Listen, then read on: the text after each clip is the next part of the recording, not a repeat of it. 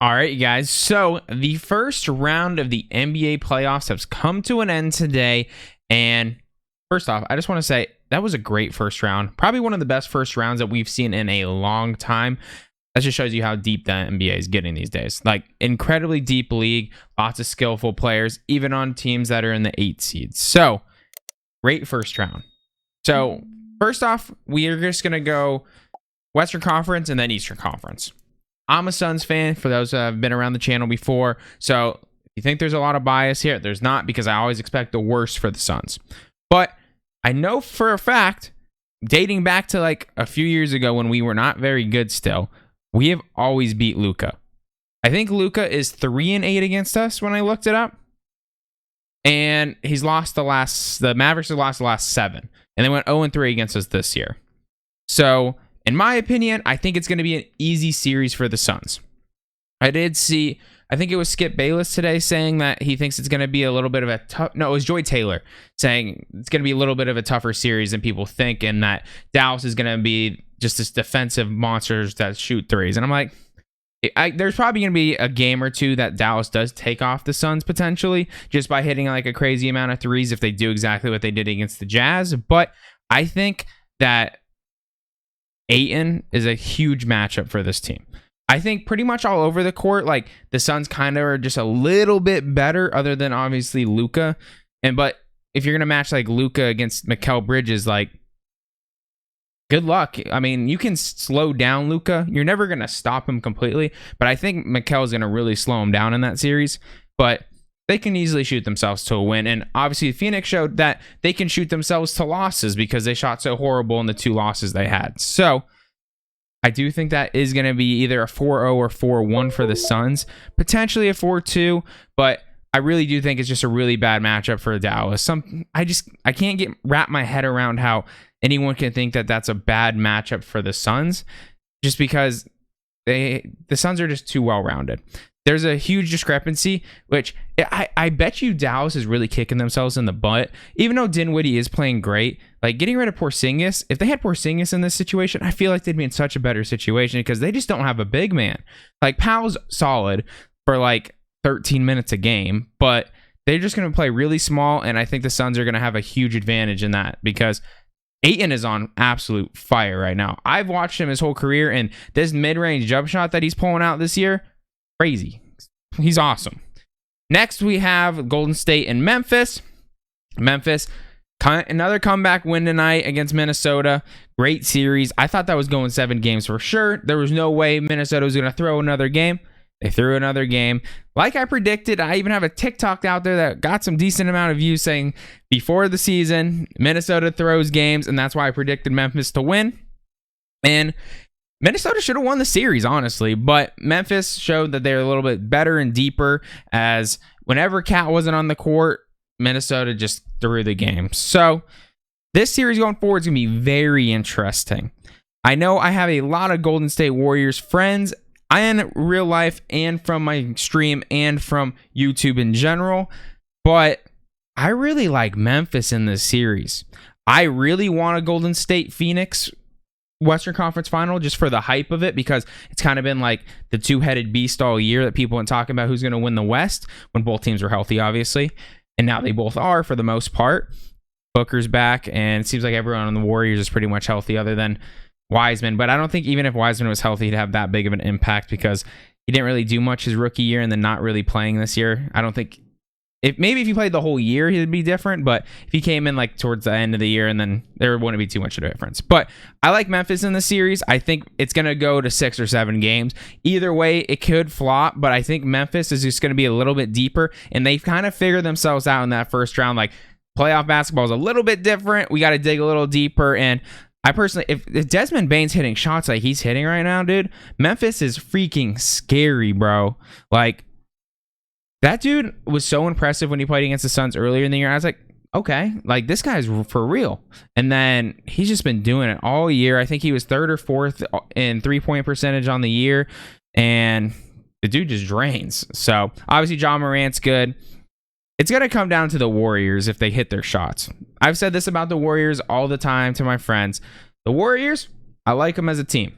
They're a cool little group of guys. but they're little. Like, they don't have a big guy, and it all depends on if they hit their threes. There's nothing wrong with that. It's how they won championships beforehand. But this year, there's a little bit of inconsistency from Klay Thompson. Steph Curry's having the worst shooting year, basically, of his career. I mean, it's just a little bit of an off year for them, in my opinion. Obviously, there's been injuries thrown in there and all that stuff, but everyone's been injured. That's not an excuse. At the end of the day, the Suns were more injured than Golden State by going by games missed, and they still won like 64 games. So injuries are irrelevant in the NBA. Everyone gets injured at some point or the other. Legitimately, we're going to have to talk about that on the next series, and we'll get to that in a second with Philadelphia. But Memphis, I think they're going to end up winning in 6 or 7 games, but I really hope the Warriors win just for, like I said, I really want that Phoenix Warriors Western Conference Finals. Two-headed beast just going at it, but I don't know. I think Memphis is a really bad matchup for them just because Golden State just doesn't have any big man. And when you don't hit shots consistently, they showed it against Denver. Denver had 3 really close games in that series, and Denver, in my opinion, was the easiest matchup in the entire West. Some are going to say, oh, the Pelicans. Well, the Pelicans have elite talent in multiple positions. There is one guy on Denver that's elite. So, at the end of the day, Western Conference is going to be fun. The whole playoffs is going to be fun this year. Except for maybe this series. Miami and Philadelphia. Embiid is in concussion protocol. I almost said COVID protocol. Concussion protocol. And has a broken orbital. Doc Rivers messed up so bad leaving him in the last minute of this game. Like, what were you doing? He's done this all year to help Joel pad his stats, but like they were up 29 in a playoff game, and he was in there with the last, like, what was it, a minute 40 left or something. Obviously, Siakam's not a dirty player either when it happened, but like the dude elbowed him in the face, and it's just really bad coaching in my opinion. But who knows now? He's gonna have to wear a mask at least. I'm assuming they play on Monday, so maybe he'll get out of concussion protocol and you can put a mask on and play. But we've seen it. Mask does one of two things to people. You got Richard Hamilton mask back in the day, unlock the new beast. Every other option, pretty much you suck. So I don't know, man. It's going to be a really tough one. Embiid's a really tough dude, though. So I do think that series could be interesting, mattering on Embiid's health.